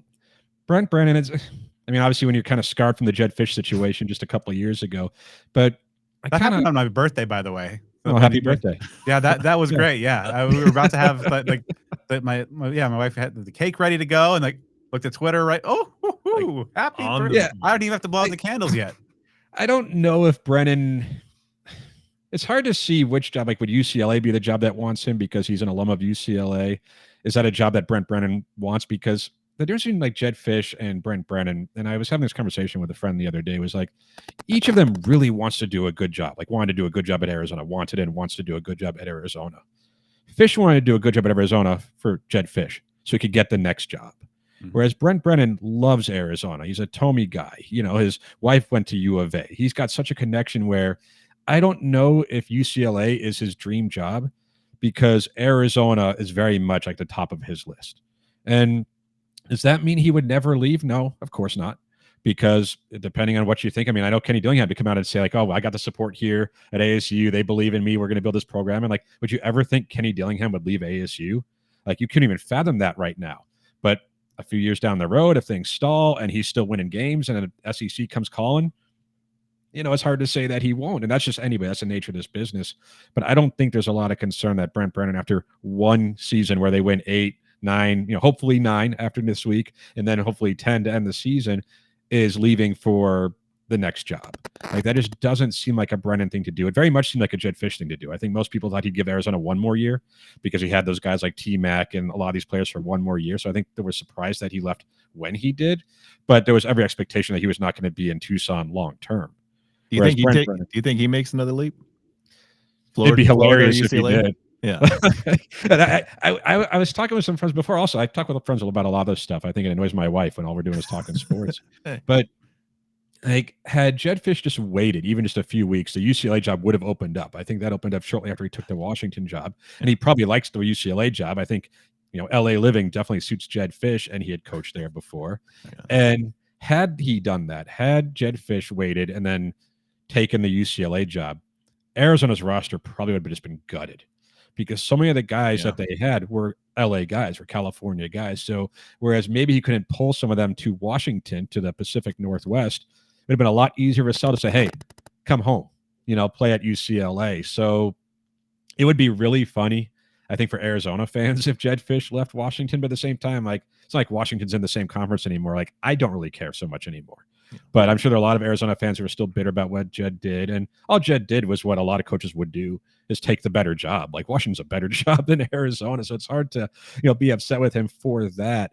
But if he were to leave for like Florida or for UCLA or for one of these jobs, or if you just went to the NFL, just wherever, it'd be kind of funny. Well, Adam, as always, thank you so much for taking the time to share your expertise and insight into the Wildcats. I hear that you had an interesting guest on Wildcat Radio 2.0, which just dropped into podcast feeds everywhere. Our guest decided to show us up with our haircuts. Both Brett and I, my co-host, our hair is not nearly as luxurious as our guest's was. Well, it takes a lot of work if it's any consolation. It's funny to see like our, you know, throwback pictures and old memories from, you know, the shorter pre-pandemic days. It's mine's just got grayer. You know, I got the grays now, but I blame that on having a toddler. So, you know, it's his fault I have gray hairs, not just natural aging. Well, yeah, it's the George Clooney kind of graceful elder statesman look. Oh no, I said like I wouldn't mind like growing into a silver fox, but like my grays are coming in all patchy, and I'm like a hyena instead. Like it's the wrong animal. Like it's the wrong animal. That's not what I was going for, but here I am. Well, time comes for us all. The silver hyena, Adam Green. All right, Adam. We'll see you same time, I guess, next year. Yeah, sounds good. Looking forward to it. Now, Sun Devil fans, before we talk about this Territorial Cup rivalry game, if you are jonesing for a new vehicle, like you are jonesing for ASU to retain the cup, well then, folks, your first and your only call needs to be to Jones Auto Group. Jones has been servicing the state of Arizona and the Sun Devil community for more than 50 years with multiple locations across the state, and it is a fact. Jones Auto Group was the first and the original provider of vehicles to Sun Devil student athletes for NIL purposes, and it's your support that enables them to do that year after year. So Jones Auto has skin in the game. They care deeply about Sun Devil athletics and making sure that Sun Devil sports thrive. In addition to their unwavering support of Sun Devil Athletics, Jones Auto Group offers unique tax advantages due to their dealership locations that can potentially save you some big-time money. Doesn't get much better than that if you ask me. When you're shopping for a new vehicle, that can be a daunting process. So what you want to do is you want to work with a fellow Sun Devil who will treat you like family and can potentially set you up for some unique savings. So here's what you got to do. Take down this number if you haven't already. What are you waiting for? Do it now. Contact Parker Jones, not just the owner and GM, but a third-generation Arizona State alum and just like you, a diehard Sun Devil fan. Take down his cell number. He wants to hear from you. Shoot him a text, give him a call, talk to him about your next vehicle purchase. He will steer you in the right direction. 602-881-8998. Again, that's 602-881-8998. Browse their inventory of new and pre-owned vehicles at jonesautocenters.com. Jones Auto Group, Arizona's best since 1970. Well, Brad, the season has pretty much made its way through. And we are at this time of the year that some fans look forward to with eager anticipation. Some have just this brooding, boiling feeling in their stomachs, just agonizing and kind of wanting it to be over and praying for a good outcome. It brings out the best and the worst in everybody involved. This is college football rivalry at its finest. And maybe it's worst in some cases. This is the Territorial Cup rivalry. Yeah, a little from column A, a little from column B. It's just something that's pretty unique. I think it's one of the most underrated rivalries in the country, of course. You know, so many other big games around the country, but this one is so unique in so many ways. Obviously, it is, it dates so far back. Not often does it have a whole lot of stakes, unlike this year. But still, that really never takes away from the impact of just, getting that win, planting that pitchfork in your opponent's turf, or having bragging rights for the next calendar year. It just when the Devils and Cats meet, it's a lot of fun. It's a lot of nerves. It's a lot of angst. But more often than not, Joe, it has the good guys have won. I mean, how many times Sun Devil fans have we experienced through the years of just a anxious and agonizing Thanksgiving holiday, waiting for that game to come around, and then ASU gets the win. And it's an exhilarating, euphoric high for the next year that you can kick your feet up and relax, knowing that you're champions of the Territorial Cup game. Now, this will be the 98th duel in the desert, 2 away from 100. And it's fought for the oldest rivalry trophy in college football, the Territorial Cup. First came into use in 1899. Now, Arizona does have a 51-45 edge with one tie in the series. Now then, as everyone who's intelligent on this matter likes to remind, as it should be reminded, Arizona won 20 out of the first 22 games from 1899 to 1948. So if you do that math, from the late 1940s until the present day, ASU's actually had a decided edge in the rivalry series. Of course, ASU won last year big time in Tucson. Prior to that, Sun Devils dropped the previous 2 games to the Wildcats. Before that, ASU, as we know, won 5 straight from 2017 to 2021. So looking at this Wildcat team, a tremendous turnaround this year. I mean, this is as far as like a 4-year, I guess more 3-year turnover. 2022, I don't think they went to a bowl game. They beat ASU. They're both, rough teams that year. But as far as like it has been a roller coaster for Arizona from 2023 to 2024 back to 2025. They were 4-8 last year. Things completely fell apart pretty much in conference play. They were just 1-7 over their last 8 games of the year. Turned around dramatically. They, like ASU, are 8-3. Neither team is ranked in the AP poll.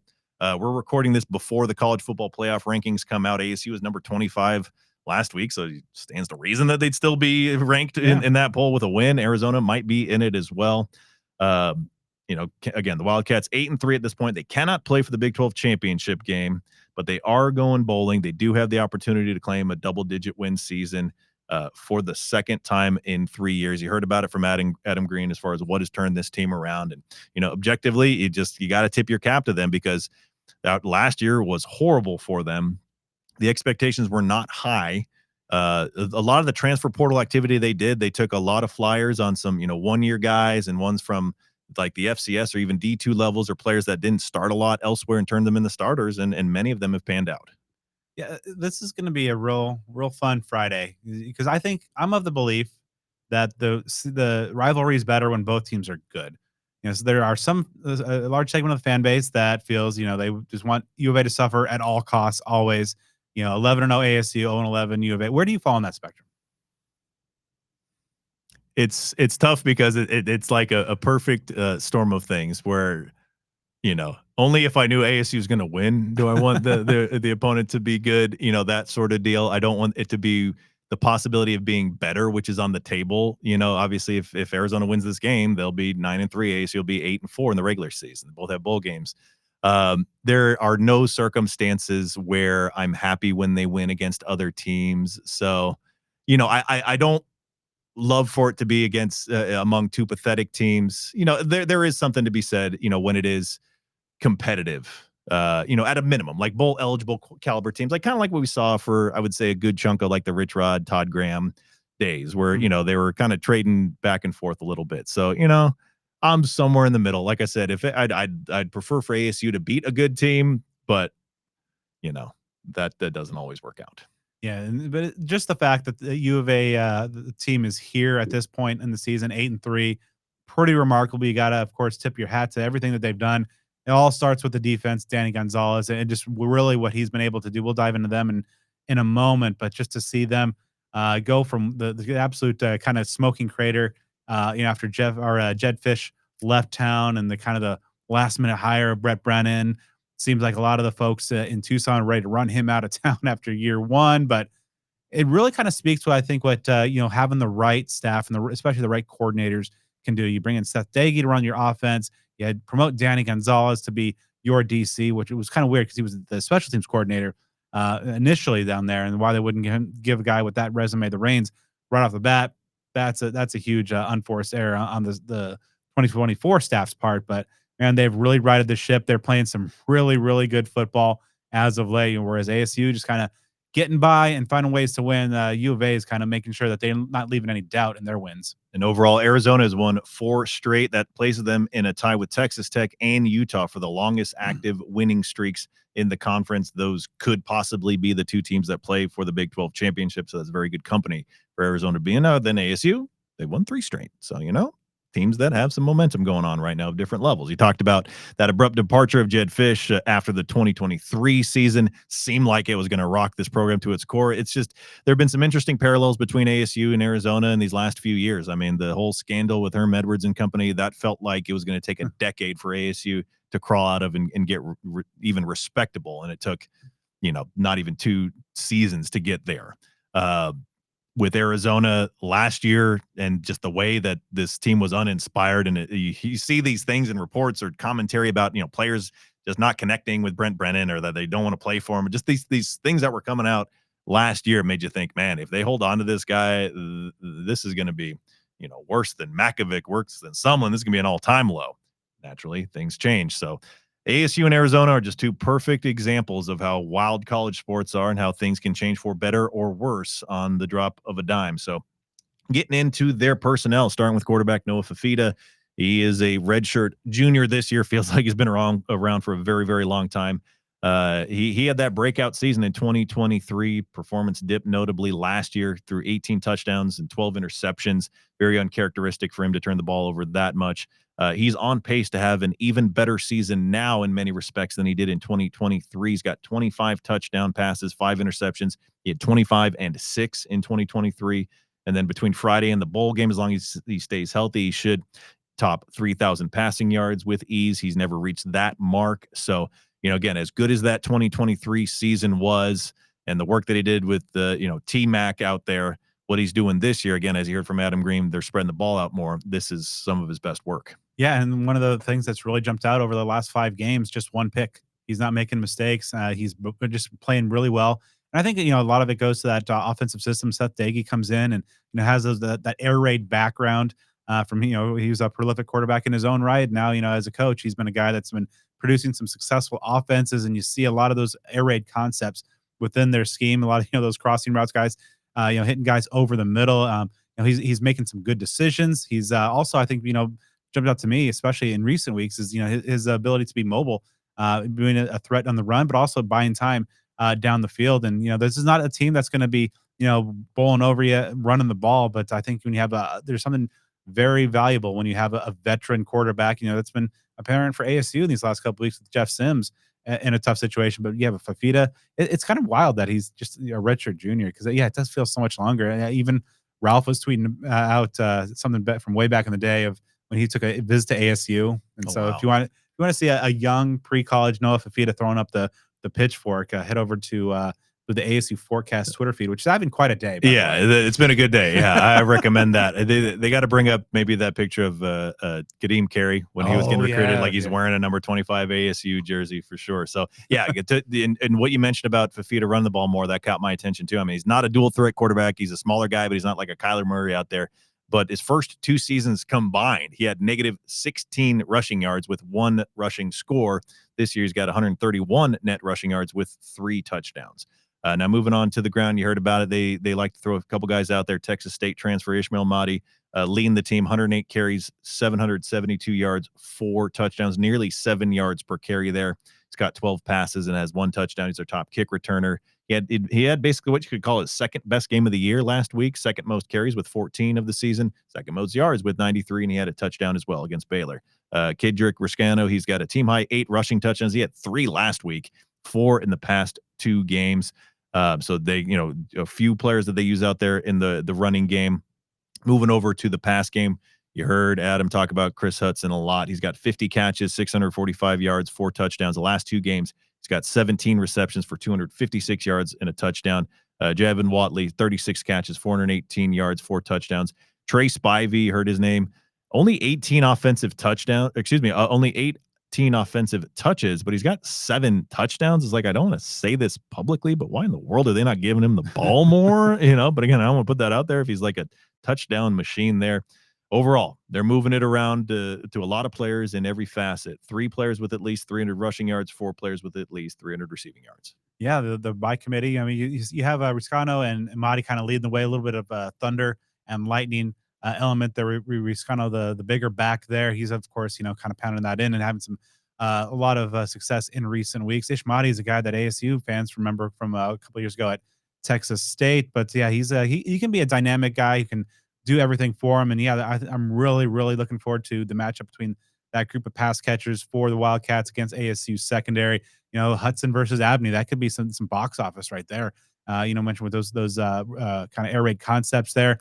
This ASU's secondary maybe a little shorthanded. We'll check the status of Rodney Bimage, who missed the Colorado game. But this is going to be a game where you're going to, Fafita's going to throw the ball a lot, and the offensive line for U of A has a lot of sacks. They're 113th in the country in that department. ASU's pass rush has been getting back in gear after kind of a mid-season lull. But you give a veteran quarterback like Fafita time with that group of pass catchers, it's going to be hard for any secondary to be consistent. Yeah, taking a buzz through some of the team statistics, a couple areas that stand out like in a positive way for the Wildcats. They're in the top 30 in 2 pretty important categories, tied for 27th in the fewest turnovers lost. They've lost 11, so obviously an even 1 per game. 29th in the nation in scoring offense, 33.5 points per game. They're in the low 40s of some of the passing numbers. Team pass efficiency ranked 40th, pass offense 42nd. As you mentioned, the biggest glaring weakness, they're in the bottom 20 to 25 in the nation in sacks allowed.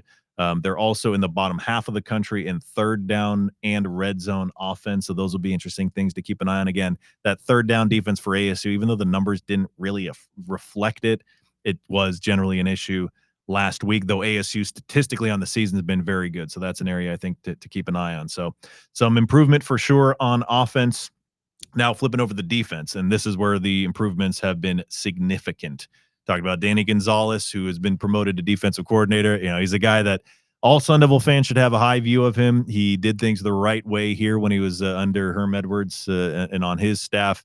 Like we mentioned with Adam, it is borderline comical to me because I can't think of anyone on an ASU football staff, not necessarily a player like a Brandon McGee or something like that, but an assistant or head coach. I can't think of anybody who was more passionate about the rivalry than Danny Gonzalez was in the time that he was here. Yeah, the clip's been circulating on Twitter today of him giving kind of the history lesson the old Prop 200 days, back from the 50s. And, he called them the anti-200s, and that was at a time where what I was doing in the world with that little corner bar spot I had. We had some involvement with the staff and things like that. So I talked with him on many occasions, and he liked to throw that out there about the anti-200s. And yeah, this is interesting. Yeah, and of course, he had an opportunity to go coach at his alma mater, and winning at New Mexico is going to be tough for just about anybody. But to see him kind of rebound and have a successful, I mean, if he's not a Broyles Award finalist, if not the winner, it would be a borderline malpractice there, because he's cooking. He is doing a really good job with this defense. One of the elite pass defenses in the country. Pretty good overall in yards per play. But yeah, you're going to see a lot of that 3-3-5 you saw here in Tempe. But at the same point, he's been mixing it up a little bit, and it's like no matter what button he's pressing this year, it's working. You know what I think would be a great thing is he should join whoever gets hired at Florida or LSU or Penn State and be their defensive coordinator. Well, Kenny had an idea for his next job earlier today when he said he should go coach at NAU. So what did he say? He said, just go be king of Arizona. Yeah, there you go. Yeah, you know what? My family would love it if he goes to Penn State for sure. No, great job by Danny Gonzalez. And never going to hear an ill word from anybody who's ever encountered him, although hopefully he has a bad day at the office this Friday. So talk about some of the personnel. Dalton Johnson, he's been around for a while, 94 tackles. He's pretty much a tackle machine for the days he's had at Arizona. 3 interceptions, 1 fumble recovery. Tay Brown at linebacker, 80 tackles, 8.5 for loss. Those are both good for second on the team. Genesis Smith, he's someone, he entered the portal for a hot minute, and I was praying for him to end up here and be the nickelback to replace Shamari Simmons. That would have been wonderful. 71 tackles, 7 pass breakups, 2 forced fumbles. Trey End Stukes ties for the team lead with 3 interceptions at his defensive back position. Chase Kennedy, team high 4 sacks. Deshaun McKnight, a defensive lineman, team high 11 TFLs. You heard it from Adam, and the numbers reflected. The front 7 has some players there, but it's really in that back area in the secondary where they're getting some superstar performances. Yeah, then that 3-3-5, that 5 includes those kind of 3 safety guys, and Smith, Johnson, and Stukes. Really just absolutely phenomenal seasons put together. They come into this game second in the country in opponent passer rating. That's good. They don't give up a ton of big plays. They're in the top quarter there. They're good on 4th down, and the pass rush has really struggled. Just 21 sacks on the year, including 5 in the opener against Hawaii. So that's just 16 in the 10 games since. But they're still making plays behind the line of scrimmage. I found this interesting. They're 14th in the country in TFLs. ASU's 15. So right there, neck and neck. But they're kind of mid in defending the run yards per carry number. Not great, and around the 60th mark. But overall, this is a defense that is going to try to confuse you with some multiple looks. An extremely good secondary, and we've seen some of the issues with Jeff Sims throwing the ball in recent weeks, and just something that to see the turnaround and going from an absolute liability to one of the best in the conference, if not the country, it's pretty remarkable to see. Yeah, putting some more numbers on this defense. 6th in the nation in passing yards allowed per game, 159.7.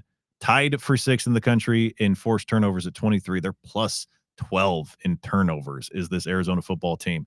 As you mentioned, 14th in tackles for loss. I always find it kind of wild when this is the case. I guess it's just run versus pass defense. But when a team is 14th in the nation in tackles for loss, but nearly 80th in the country in sacks. Yeah. Like, it's kind of wild to me that you can get in the backfield in one capacity, but not in the other. But again, I'll take that. 21st in total defense, allowing a little under 310 yards per game.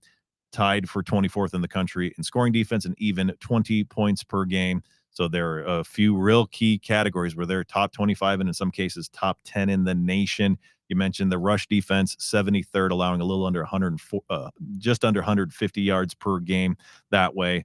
The worst key statistic is going to be that team sacks, not really getting in the backfield too much, tied for 79th in terms of sacks per game, 1.91 per game. We got to touch on the special teams because in this game, my goodness, it happens in a lot of different ways. Michael Salgado Medina, we talked about him with Adam. 16 out of 25 on the year. Percentage-wise, that's not great. He made a 57-yarder, but he's missed 3 inside 40, so you kind of never know what you're going to get. And they'd have another kicker who missed a field goal. So as a team, they're 16 out of 26. That's just over 61%.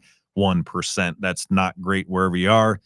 But again, this is one of those games where things can be thrown out the window. You can have a guy who's been shaky on kicks be nailed. You could have the opposite happen. You can't really, expect the expected to be expected.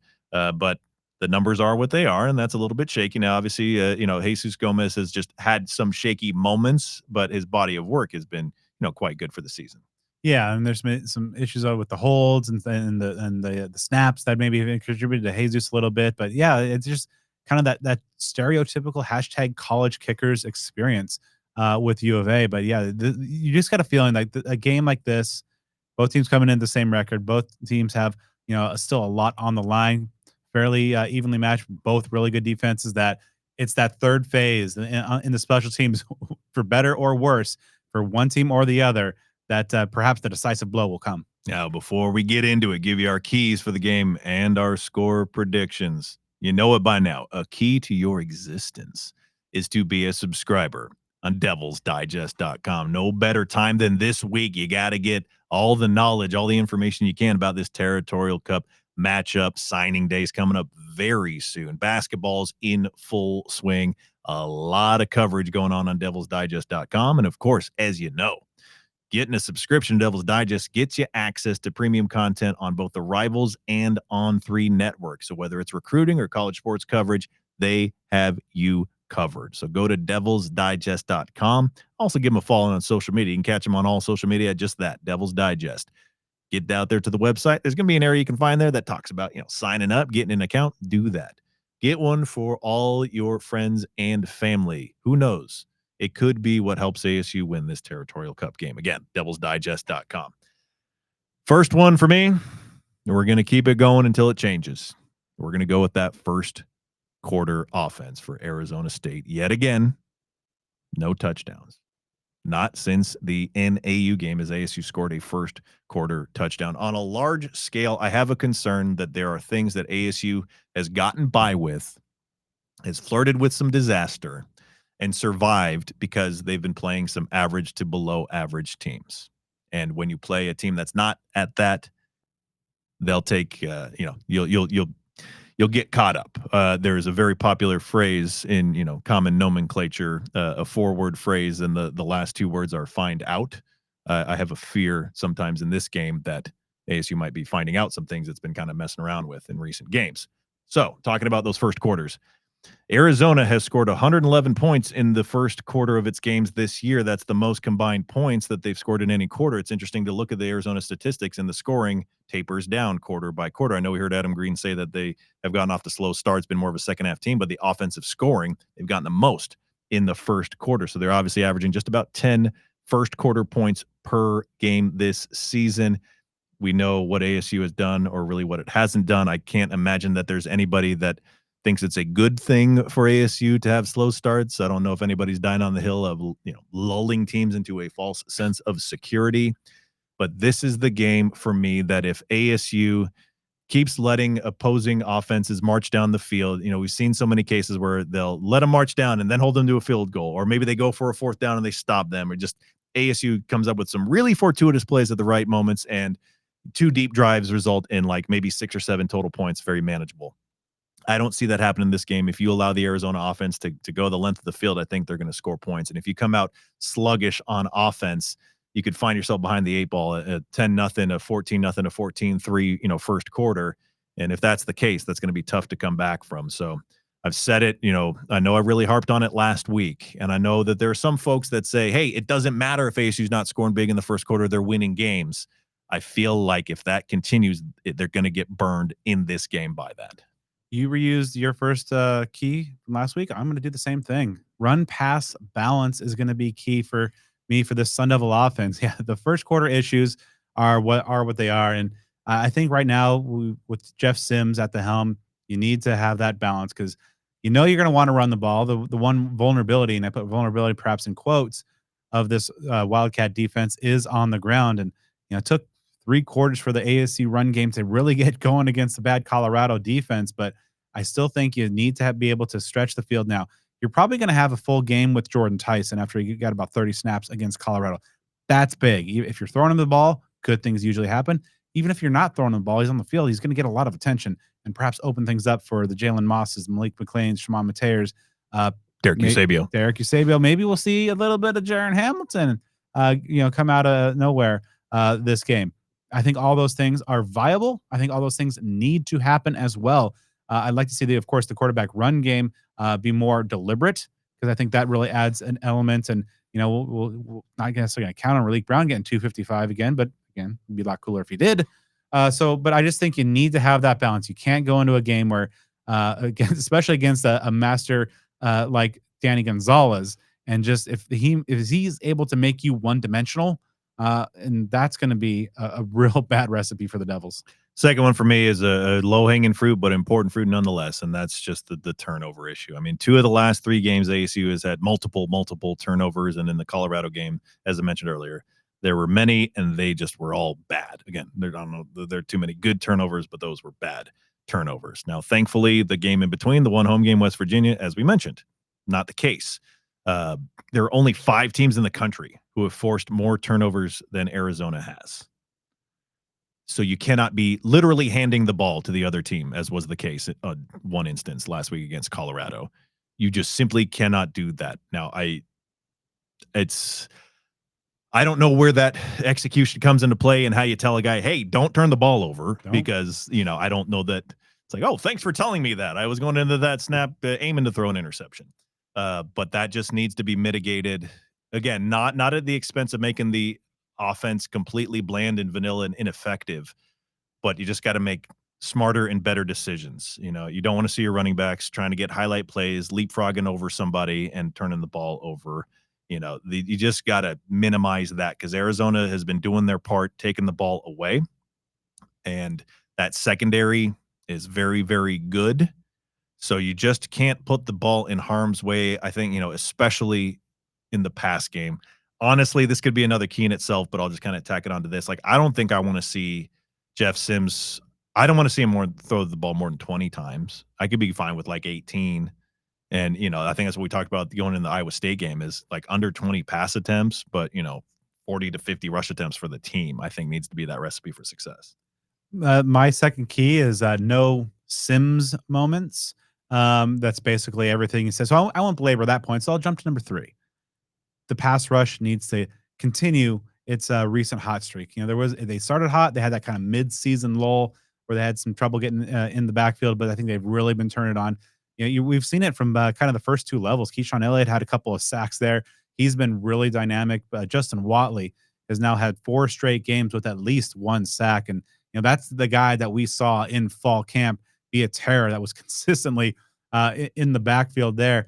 Prince Dorbach, Clayton Smith, we all know that they're capable of being disruptive. Elijah O'Neal is a guy who's playing really good football as of late. This is going to be a team in the Wildcat offense that I don't think their run game is going to be too terribly effective. ASU's been a really strong run defense throughout the year. I think where this thing can swing and where there are some perhaps vulnerabilities and opportunities for the Wildcats is through the air. Noah Fafita is a smart veteran quarterback. He's got a talented group of pass catchers. ASU has a good secondary, but you don't want to leave them back there for 3, 4, 5 seconds at a time. So that pass rush needs to get home. Fafita's an elusive guy, but I think ASU's defense is well suited to the task. Now going out there and doing it, that's very different. And we touched upon the offensive line for U of A had some issues in its own right. So I think if ASU's pass rush can go out there, if they can get 4 or 5 sacks, but really beyond the sack numbers, just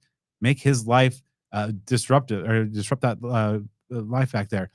Get out, make him hurry, make him into some bad decisions, put the ball in traffic, because ASU secondary, is pretty good in its own right. So I think that could be a way that ASU swings the pendulum. The third and final key for me, you cannot allow Arizona's offense to extend drives. So what do I mean by that? Again, we talked about it multiple times. The third down numbers for ASU's defense on paper weren't bad, but there were moments where it was bad, and you cannot allow that to happen.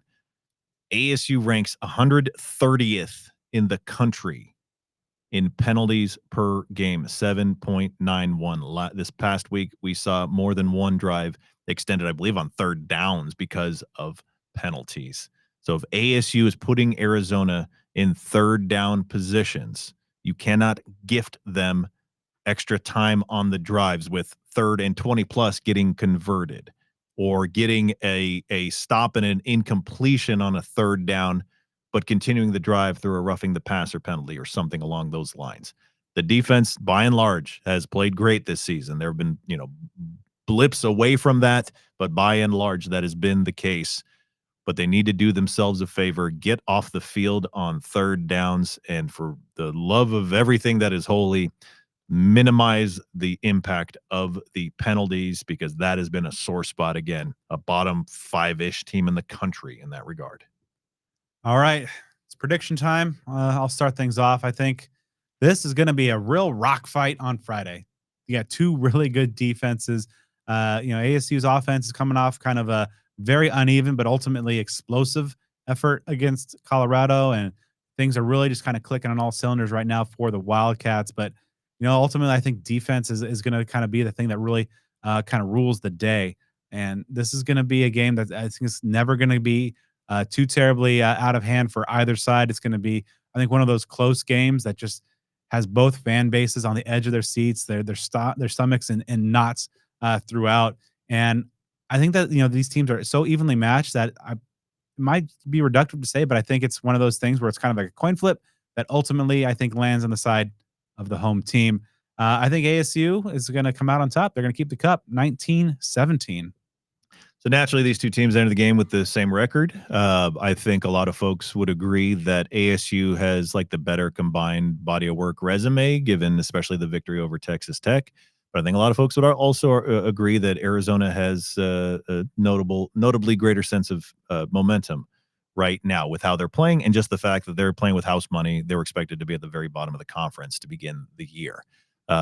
The issues that have been issues for Arizona State just haven't been fixed. And as I mentioned earlier, my greatest fear for this game is that ASU has been surviving against low-tier teams and getting by with that. And even the 25-point win, I know that's not survival, but they just kind of survived through the first three quarters and then had that explosion in the fourth quarter.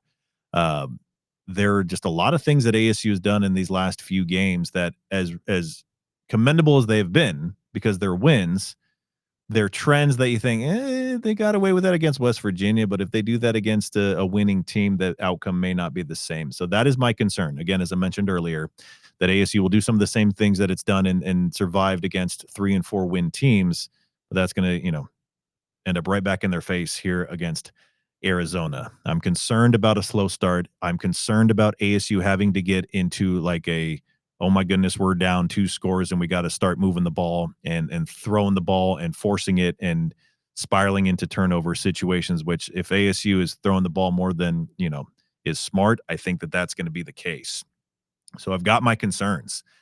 And until I see something different, I'm going to have that concern. And so I don't like the matchup. I don't like the trends. I don't like the odds. I'm predicting Arizona to win this one by 2 scores, 31-20. Now, Sun Devil fans, while many ASU stores have come and gone, Cactus Sports is a community staple. Founded, owned, and operated by ASU alumni since 1992, every purchase made through Cactus Sports results in royalties that help support Arizona State University. Many of their competitors have been bought out and operated by out-of-state corporations, while Cactus Sports stays locally owned and operated.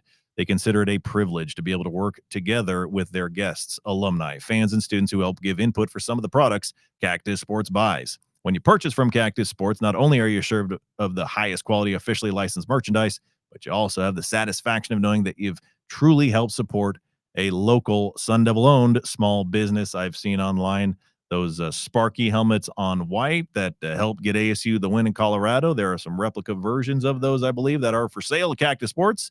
You got to get those there. Cactus Sports is located at 514 South Mill Avenue in Tempe. Typically open 10 a.m. to 8 p.m. Monday through Saturday and Sundays from 10 to 6, although sometimes on game days they have different hours. You can view their full inventory and shop online at cactussports.com. Free domestic ground shipping for orders of $75 or more. You're stocking up for the holidays. Look at that. Be sure to also follow them on Twitter, Instagram, and TikTok at Cactus Sports AZ, and on Facebook at facebook.com/Cactus Sports AZ. Locally owned and ASU alumni operated since 1992. Shop at Cactus Sports and think local. Buy local. Be local. All right, so big win, you guys, on Saturday against Colorado. What was the key to, obviously 3 quarters, it seemed like you guys were kind of, a little bit up and down, but then that fourth quarter, just the floodgates opened. I think we was really composed all game. We know we was just hurting ourselves in the beginning, so we just knew we just had to put together a good second half. a good quarter of us playing our football, our brand of football, and I think it showed towards the end, and we just did our job. Was there like maybe a little extra, 5-10% extra happiness for you, beating a program that you had been with for a little bit? I just take every game the same way I take every other game. I just go out there and prepare the same way. I don't really look too much into it anymore as I used to. But a win definitely solidified. We still have a path to the Big 12 championship. I think we needed that win. We rely on this guy as much as we rely on me. So, that's all you guys for. Yeah, there you Jeff, go. What has this guy meant to you? Obviously, I think you guys, the Florida guys connection there. This is my brother. You hear me?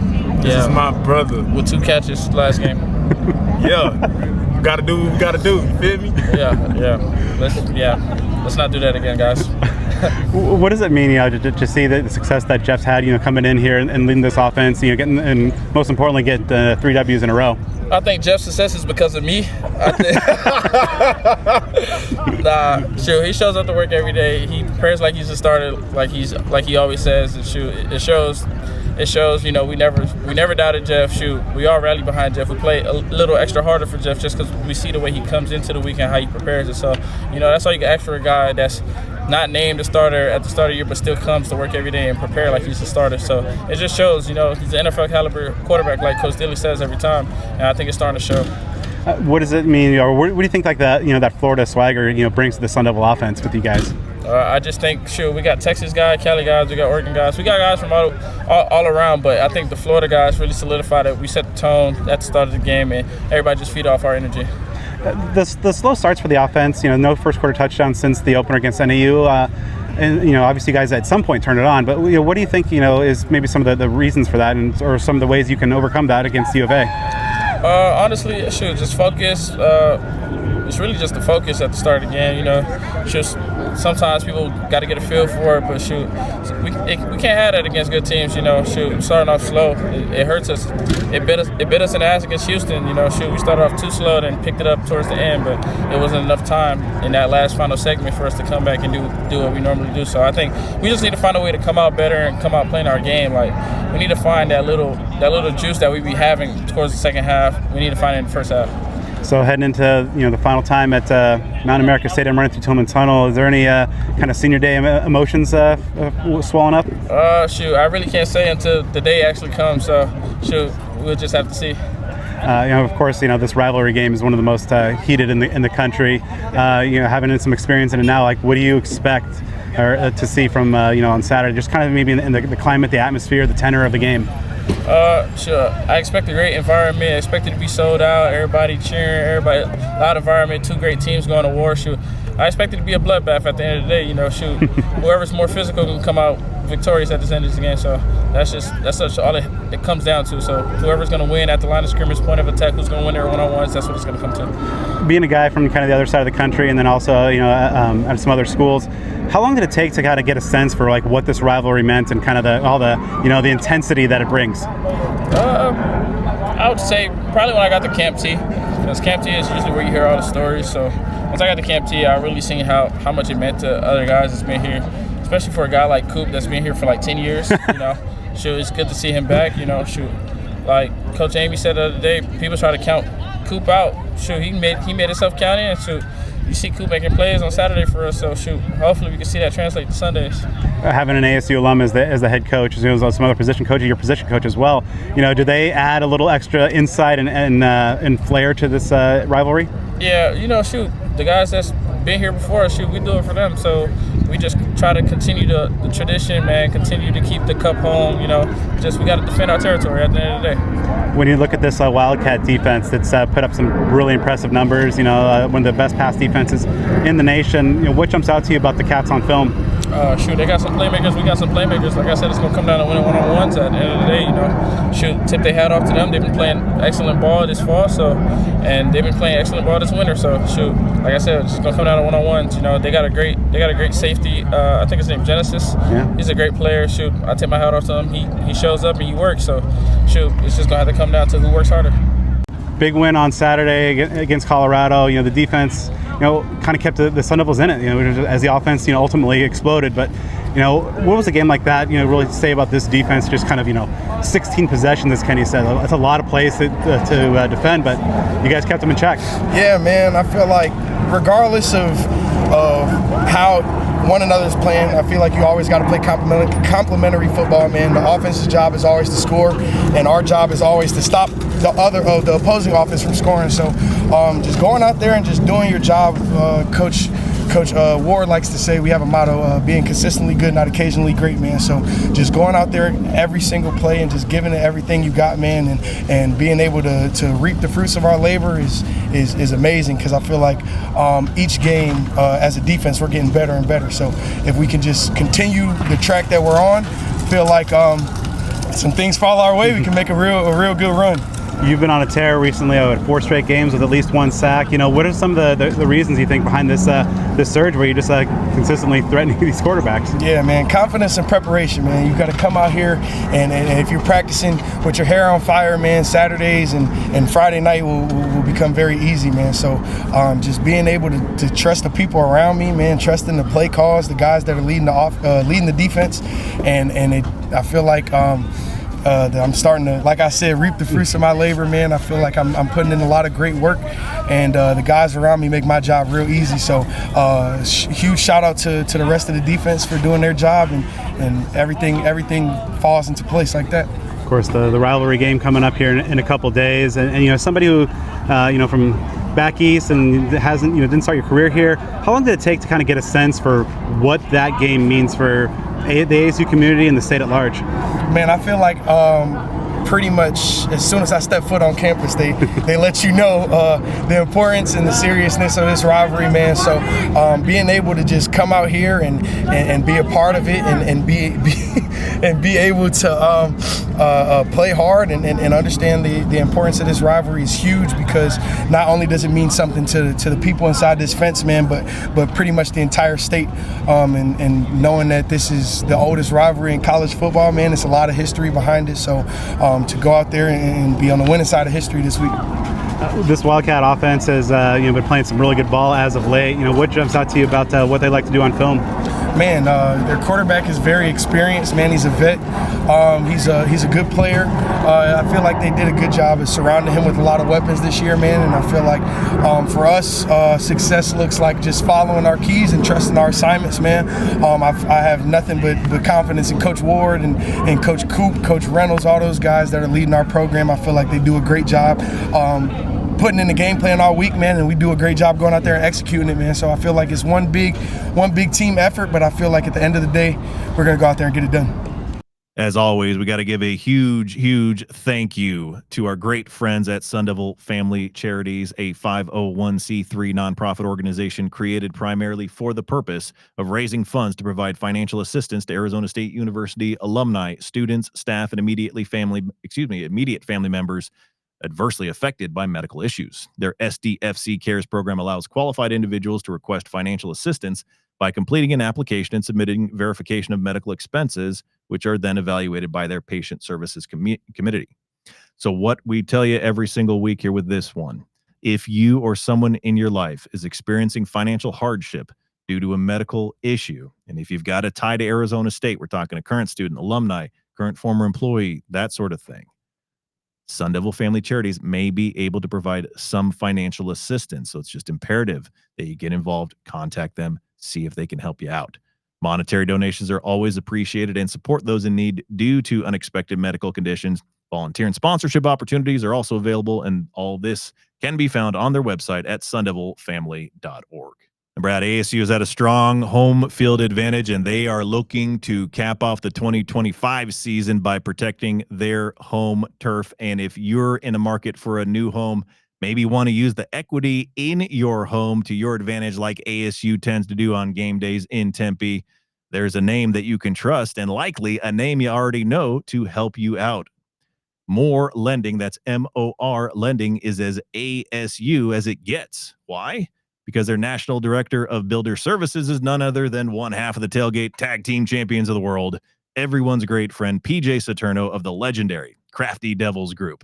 PJ and his crew sure know how to get the Sun Devil fans ready for ASU game days. With over 40 years of experience in mortgage lending, PJ and his team will do their absolute best to help with your mortgage needs. At More Lending, they truly put the customer first and care about helping you out in the best possible way. And they can operate in several states, including Arizona, California, Texas, and several more. And they can help you out whether your needs are on the residential side or more on the commercial side of things. More Lending can help with a variety of needs. Purchases and refinances, they've got your back. Also, be sure to ask about options for those who are self-employed or looking into investment properties. They're located in Sun Devil territory in Scottsdale. You can find out more information at morelending.com and reach out to see how they can help you. Email pj@morelending.com. That's morlending.com. Give them a call, 480-329-0983. Again, 480-329-0983. More Lending, a new kind of mortgage company with tailored lending solutions to meet your needs. PJ Saturno, NMLS number 257912. More Lending, LLC branch, NMLS number 2732146. And that's going to do it for this episode of Speak of the Devils. I'd like to thank all of our great guests. This week's game will kick off on Friday, 7 p.m., Mountain America Stadium. The national television broadcast will be on Fox. And make sure you stay with us on the social media side of things. A lot of great content always comes out this week, for better, worse, or humorous. You can follow the show on Twitter at SOTD Podcast, on Instagram at Speak of the Devil. Subscribe on YouTube. A lot of great content there as well. Make sure to follow us on Facebook and give me a follow on all things social media at bdenny29. And you can follow me at Joe Healy 42. All right. So once you're done supporting all of our amazing sponsors, consider giving us a 5-star review on the podcast platform of your choice. And Joe and I will be back next week, and there will be no game next week, but National Signing Day is right around the corner.